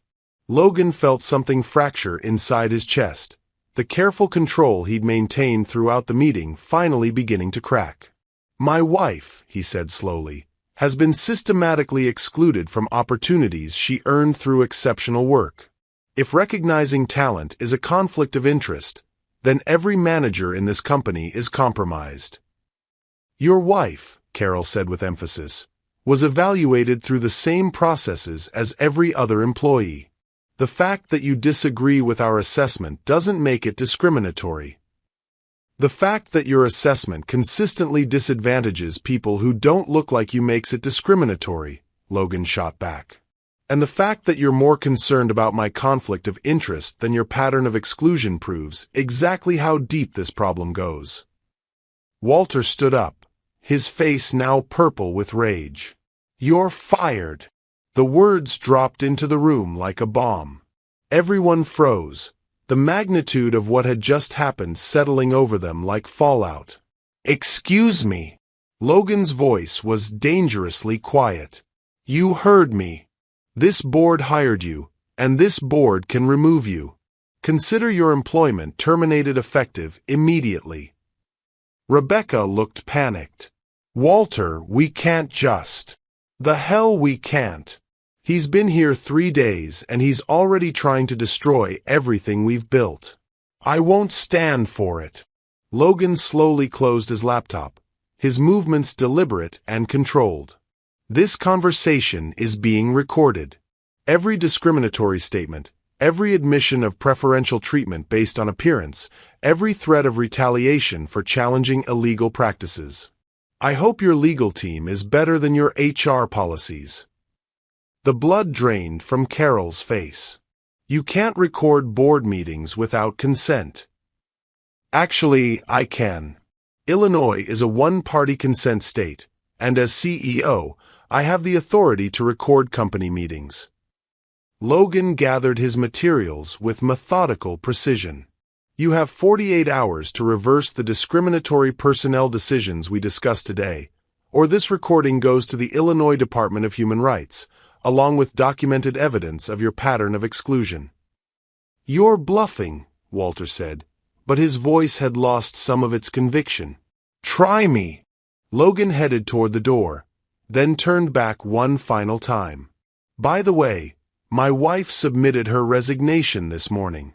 She's taking a consulting position with the Patterson Foundation, where her niche skills are valued appropriately. Henderson and Associates just lost the most talented marketer you've ever employed, and you did it on purpose." The door closed behind him with a soft click that sounded like the end of everything. Logan sat in his car in the Henderson and Associates parking garage, his hands gripping the steering wheel so tightly his knuckles had turned white. The recording device on his phone showed 47 minutes of conversation that could either destroy his career or save dozens of others. His termination was effective immediately, security would be escorting him out within the hour, and he had just declared war on some of the most powerful people in Chicago's marketing industry. His phone buzzed with a text from Kayla. "Submitted my resignation this morning. Patterson Foundation offered me full-time position as creative director starting Monday. How did board meeting go?" Logan stared at the message, trying to process the timeline. While he'd been fighting for her career, she'd already moved on to something better. The woman he'd married had never needed him to save her. She'd been saving herself. He typed back, "Call you in an hour. Big developments. Good developments or bad developments?" Logan looked up at the towering glass building where his corporate career had just exploded spectacularly. Life-changing developments. Meanwhile, 3 floors above, the boardroom had descended into barely controlled chaos. Walter Hendricks paced behind his chair like a caged animal, his face still flushed with rage. Rebecca Chen sat frozen at the table, staring at her phone as if it might provide answers to questions she didn't want to ask. "This is a disaster," Carol Brennan muttered, frantically typing notes on her laptop. If he actually recorded that conversation, we're looking at potential lawsuits, federal investigations, media exposure. "He's bluffing," Walter insisted, but his voice lacked conviction. "Nobody records their first board meeting as CEO. It's corporate suicide." Patricia Delacroix, the external consultant, had gone pale. Did anyone else notice that he knew specific details about employee advancement patterns? Performance metrics, client feedback scores, exact language from personnel reviews? He's been building a case. Rebecca finally looked up from her phone. "I just received 3 emails from department heads asking about rumors of Logan's termination. Word is already spreading." "Let it spread," Walter snapped. "We'll frame it as a personnel decision based on performance concerns." His obvious bias regarding his wife's career made him unsuitable for executive leadership.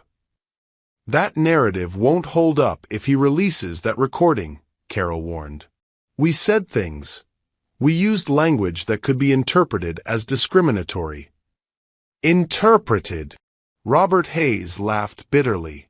"Carol, we explicitly discussed excluding employees based on appearance and client comfort levels. There's no interpretation required." The room fell silent as the weight of their exposed position settled over them. 40 years of careful corporate language had crumbled in one meeting, leaving them legally vulnerable and ethically indefensible. Rebecca's phone rang, startling everyone. She glanced at the caller ID and her face went even paler. "It's Jonathan Hartwell from Hartwell Industries, our biggest client." Walter gestured for her to answer. Rebecca put the phone on speaker. "Rebecca, good morning. I hope you can clarify something for me. I just received a very interesting call from Marcus Patterson at the Patterson Foundation." Rebecca's hand trembled slightly as she reached for her water glass. "What kind of call, Jonathan?" "He wanted to thank me for recommending Henderson and Associates for their campaign work. Apparently, one of your employees, Kayla Thompson, created something extraordinary for them. He's so impressed he's planning to recommend your agency to several other foundations in his network." Walter and Rebecca exchanged panicked glances. They'd just spent 47 minutes explaining why Kayla Thompson wasn't suitable for client-facing work, while one of their most important clients was praising her effectiveness. The interesting part, Jonathan continued, is that Patterson mentioned wanting to work exclusively with Ms. Thompson on future projects. He said she understood their mission in a way your previous account teams never did. I'm curious why we haven't seen her work on any of our Hartwell campaigns. Rebecca's mouth opened and closed silently. How do you explain that they'd been systematically excluding an employee who was generating client referrals and industry buzz? We've been utilizing Ms. Thompson's skills in specialized markets, Rebecca managed. Specialized markets. Jonathan's tone sharpened. Rebecca, the Patterson Foundation serves the same communities we're trying to reach with our urban market expansion. If you have someone who's already proven effective in that demographic, why isn't she leading our diversity initiative campaign? The irony was suffocating. While they'd been dismissing Kayla's work as niche, their clients were recognizing its broader applicability and commercial value. I'll have to get back to you on specific personnel assignments, Rebecca said weakly. Please do. And Rebecca, Marcus Patterson mentioned that Ms. Thompson is considering leaving your agency for a position with his foundation. I'd hate to see Hartwell Industries lose access to that kind of talent because of internal politics. The line went dead. 6 board members stared at each other across the mahogany table, the magnitude of their strategic error becoming impossible to ignore. Jesus Christ, Robert muttered. We just lost our most effective marketer and potentially our biggest client in the same morning. Walter was still pacing, but his movements had become mechanical, desperate. We can fix this. Offer her a counter-proposal. Promotion, salary increase, whatever it takes to keep her. She already resigned, Carol pointed out. And her husband just recorded us explaining why we considered her unsuitable for advancement. What exactly are we going to say? Sorry we discriminated against you, but now that our client likes your work, we've changed our minds. Patricia Delacroix closed her portfolio with a decisive snap. I'm terminating my consulting contract with Henderson and Associates effective immediately. I won't be associated with this situation when it becomes public. When it becomes public? Rebecca's voice cracked slightly. Rebecca, wake up. We just fired the CEO for challenging discriminatory practices while his wife was generating positive client feedback for the exact work we were devaluing. This story will be in the Chicago Tribune by Friday. Meanwhile, Logan had made his way to Millennium Park, needing space and air and perspective before his next decision. The November wind whipped off Lake Michigan, cutting through his suit jacket, but the cold felt cleansing after the suffocating corporate atmosphere he'd just escaped. His phone rang. The caller ID showed David Kim, his former boss from his consulting days and one of the few people in Chicago's business community he trusted completely. Logan, I just heard the most interesting rumor. Please tell me you didn't actually get fired from Henderson and Associates after 3 days. Depends on how you define fired. I'd say it was more of a philosophical disagreement about employment law. David's laugh carried a mixture of amusement and concern. What the hell happened? Logan gave him the abbreviated version: discriminatory advancement patterns, his wife's situation, the board meeting confrontation, his termination for challenging illegal practices. You recorded it? David's voice carried professional admiration mixed with personal worry. Logan, that's either brilliant or career suicide. Maybe both. What's your next move? Logan looked out over the lake, its gray waters reflecting the overcast sky. I'm not sure. I could release the recording, file complaints with state agencies, make enough noise to force changes. But that would probably destroy any chance I have of working in corporate marketing again. Or you could walk away. Keep the recording as insurance, take another consulting position. Let someone else fight these battles. While knowing that people like Nicole Chan and Marcus Williams are still trapped in that system. People you barely knew 3 days ago. People whose talent is being wasted because of prejudice disguised as business strategy. David was quiet for a moment. This is about more than your wife's career, isn't it? It was never just about Kayla. She's already building something better for herself. This is about whether I'm the kind of person who walks away from injustice when fighting it becomes inconvenient. Fighting it could cost you everything. So could living with myself if I don't. Logan's phone buzzed with an incoming call. The number was unfamiliar, but the area code was local. David, I need to take this. I'll call you back. Mr. Mitchell? This is Angela Rodriguez from the Patterson Foundation. We met your wife yesterday for lunch. Of course. Kayla mentioned you. Congratulations on securing her services. Angela's laugh was warm. Actually, that's why I'm calling. Kayla mentioned that you're between positions right now, and we're expanding our programs faster than anticipated. We could use someone with your strategic background to help develop our organizational growth plan. Logan felt something shift in his chest, a possibility he hadn't considered. What kind of position? Executive Director of Strategic Development. You'd work closely with Kayla on campaign integration, but your primary focus would be operational scaling and partnership development. The salary is competitive, the work is meaningful, and you'd be helping build something genuinely impactful. Can I ask why you're interested in someone with my background?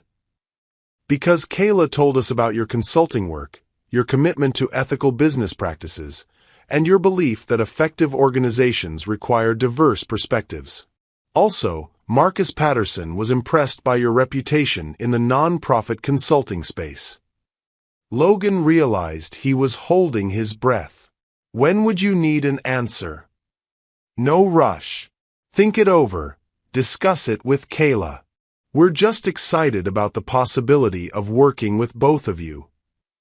After ending the call, Logan sat on a park bench overlooking the lake, pieces of a new life arranging themselves in his mind.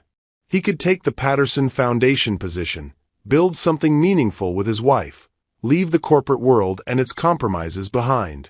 It would mean walking away from the fight at Henderson and Associates, letting other talented people navigate the discrimination he'd exposed.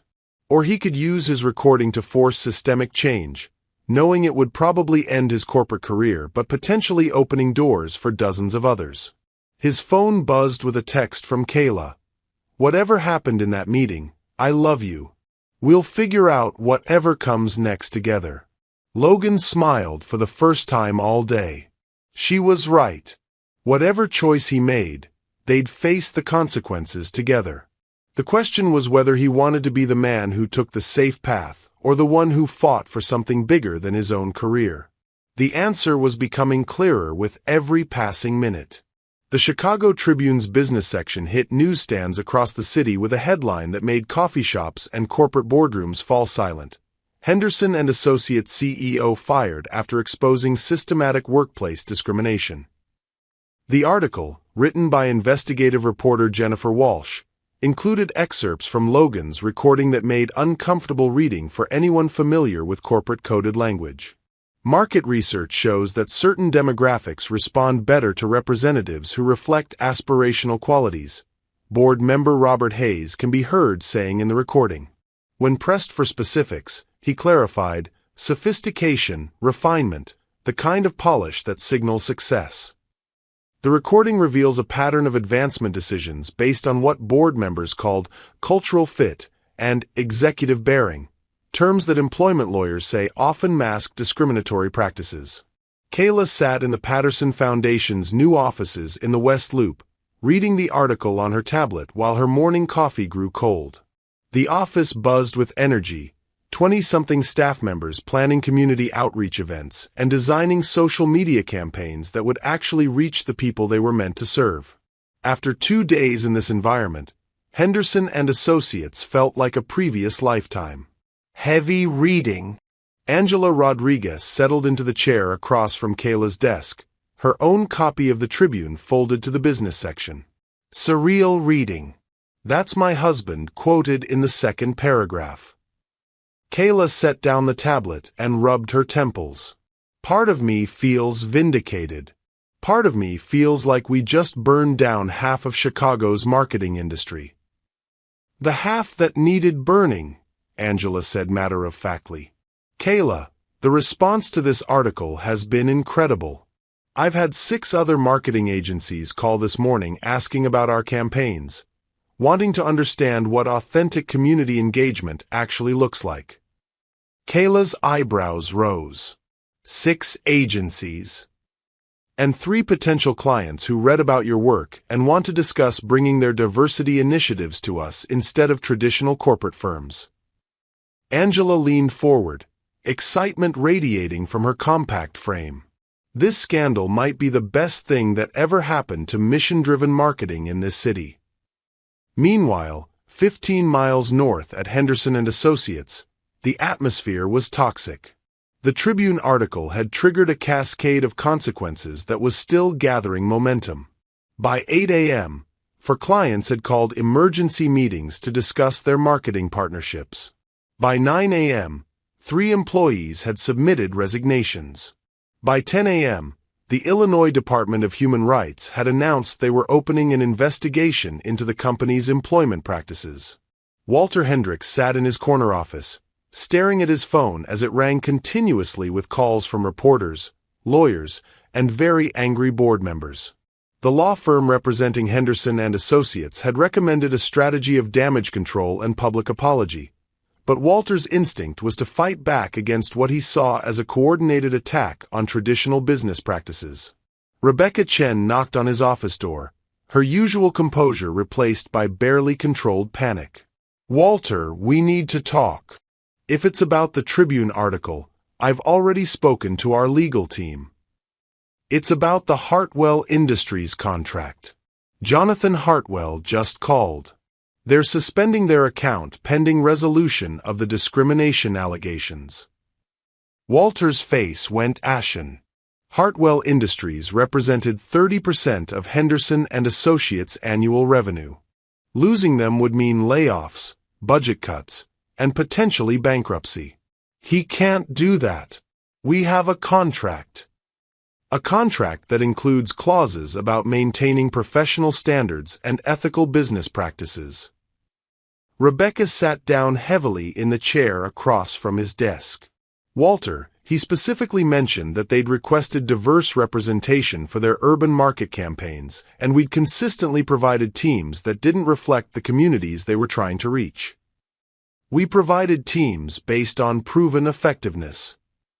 Based on what we thought would make clients comfortable. Turns out, clients actually wanted authentic representation, and we were too stuck in our own assumptions to provide it." The irony was devastating. While Henderson and Associates had been protecting clients from diversity, those same clients had been seeking the authentic perspectives the company was systematically excluding. Walter's desk phone rang. His assistant's voice came through the intercom. "Mr. Hendricks? There's a Nicole Chen here to see you. She says it's urgent." Rebecca and Walter exchanged glances. Nicole Chen, the graphic designer who'd been scheduled for demotion to print production, was probably coming to gloat or demand an apology. "Send her in." Nicole entered wearing a bright yellow dress that made her look like sunshine breaking through storm clouds. Instead of the nervous energy she displayed in previous meetings, she radiated quiet confidence.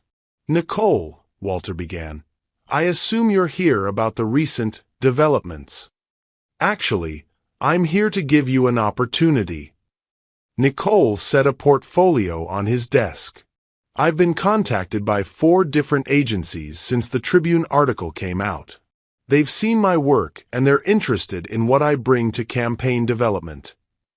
Walter opened the portfolio, revealing innovative designs that showcased exactly the kind of creative thinking Henderson and Associates claimed to value. This is impressive work. It's the same work you called too experimental 2 weeks ago. The same concepts Tom Walsh said were unsuitable for your core clientele. Nicole's voice carried no anger, just factual clarity. I'm giving you one chance to make a competitive counteroffer before I accept a position elsewhere. What kind of counteroffer? Creative director position. Full authority over campaign development.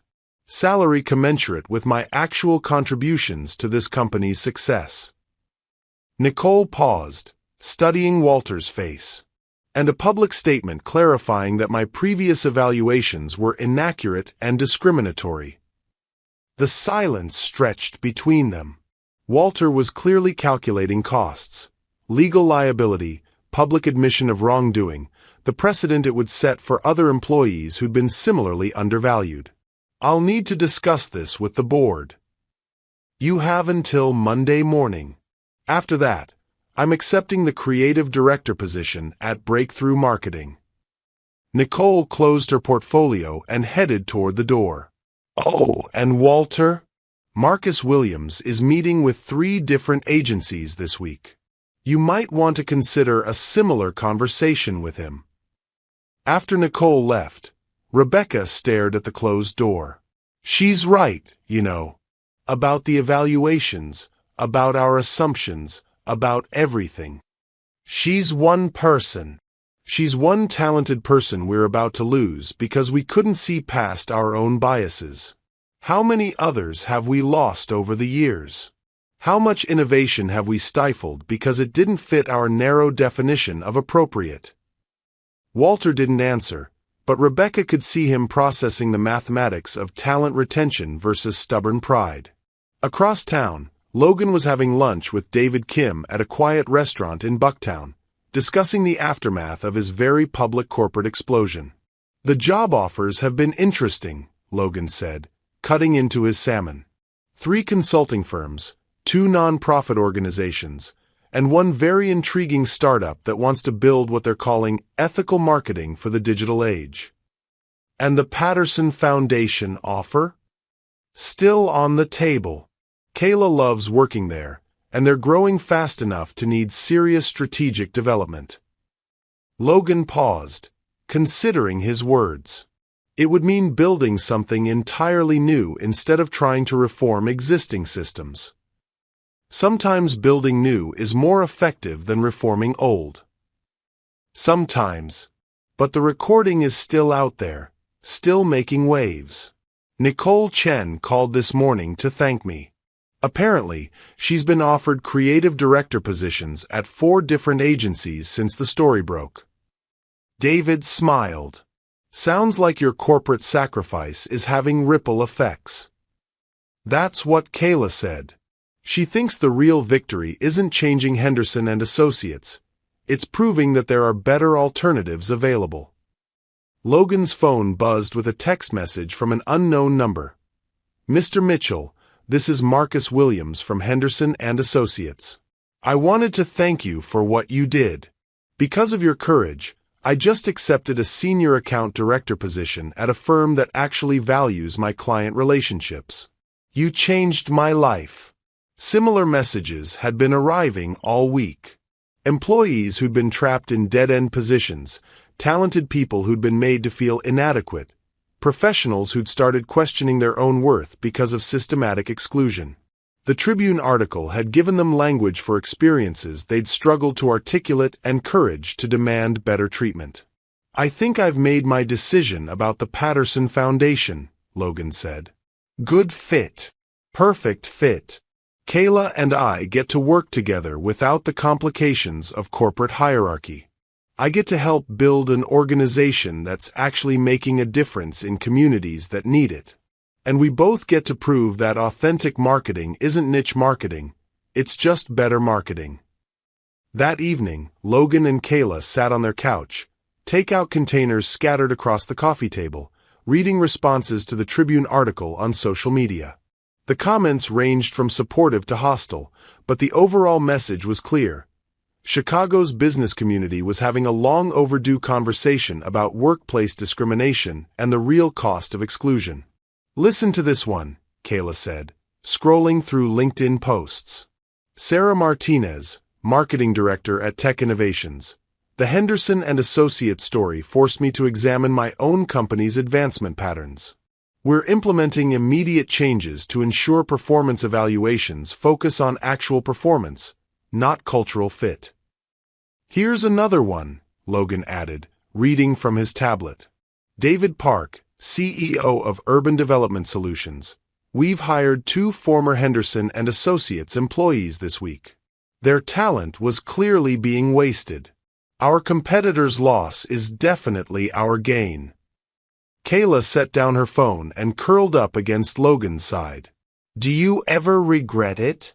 Walking away from the CEO position, burning bridges with the corporate establishment?" Logan considered the question seriously.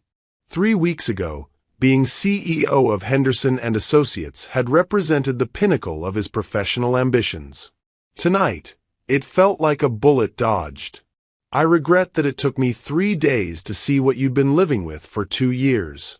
I regret that other people are still trapped in systems like that." Logan's arm tightened around her. "But I don't regret choosing justice over politics, or choosing us over corporate advancement. Even if it means we're both starting over professionally." "We're not starting over. We're starting better." Kayla's phone buzzed with a notification. She glanced at it and smiled. "Marcus Patterson just sent me the preliminary results from our first expanded campaign. Engagement is up 40% from their previous marketing efforts." "See. Better."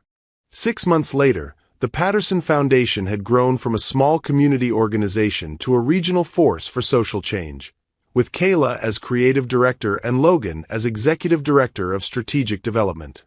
Their campaigns were being studied by marketing programs at Northwestern and University of Chicago as examples of authentic community engagement. Henderson and Associates had survived the scandal, but barely. Walter Hendricks had resigned under pressure, Rebecca Chen had implemented sweeping changes to personnel policies, and the company was slowly rebuilding its reputation under new leadership that understood the connection between diversity and innovation. Nicole Chen was thriving as creative director at Breakthrough Marketing, leading campaigns that showcased exactly the kind of creative thinking Henderson and Associates had dismissed as too experimental. Marcus Williams had become a senior partner at his new firm, his client relationships proving just as valuable as Logan had insisted they were. On a warm May evening, Kayla and Logan attended a fundraiser for the Patterson Foundation's new Youth Entrepreneur Program. The event was held at the Chicago History Museum, surrounded by exhibits celebrating the city's diverse cultural heritage. Young people from across Chicago's neighborhoods mingled with business leaders, nonprofit directors, and community organizers, all connected by belief in the power of authentic opportunity. "Remember when you thought love couldn't win in corporate boardrooms?" Logan asked, watching Kayla explain their latest campaign to a group of impressed foundation executives. "I was wrong about that," she replied, straightening his tie with the casual intimacy of 3 years of marriage. "Love didn't win in that boardroom. It built a better boardroom. Metaphorically speaking. The best kind of speaking." Marcus Patterson approached them, his face glowing with the satisfaction of someone whose life's work was finally receiving the recognition it deserved. "Kayla, Logan, I wanted you to meet someone. This is Jennifer Walsh from the Tribune, the reporter who wrote the story about Henderson and Associates." Jennifer shook their hands warmly. "I wanted to thank you both. That story has been cited in discrimination lawsuits across 3 states. Your courage to go on record started a conversation that was long overdue." "Our courage got us fired," Logan said with a laugh. "And led us to work that actually matters," Kayla added. "Sometimes getting fired is the best thing that can happen to your career." As the evening wound down, Kayla and Logan walked hand in hand through Lincoln Park, the same neighborhood where they'd built their life together. The trees were full of spring blossoms, the air warm with possibility. "Any regrets?" Logan asked, the same question they'd posed to each other 6 months earlier. About leaving Henderson and Associates? About the Tribune article? About building something new instead of trying to fix something broken? Kayla stopped walking and turned to face him. "My only regret is that it took a crisis to show us how much stronger we are when we fight for our values instead of just our careers." Logan pulled her close, kissing her under the streetlights that illuminated their neighborhood like stars. Around them, Chicago hummed with the energy of 8 million people pursuing their own versions of justice, love, and meaningful work. They'd learned that sometimes the most important victories happen when you stop trying to fit into systems that were never designed to include you and start building systems that work better for everyone. Love hadn't conquered the corporate world, but it had given them the courage to create something worth conquering it for. "I love you, Mrs. Mitchell. I love you too, Mr. Executive Director of Strategic Development. That's quite a title. You've earned it. We both have." As they walked toward home, their future stretched ahead like an unwritten campaign, full of authentic stories waiting to be told and communities waiting to be served. They discovered that the most powerful marketing message wasn't about selling products or services, but about selling hope, justice, and the radical idea that everyone deserves to be seen, valued, and heard.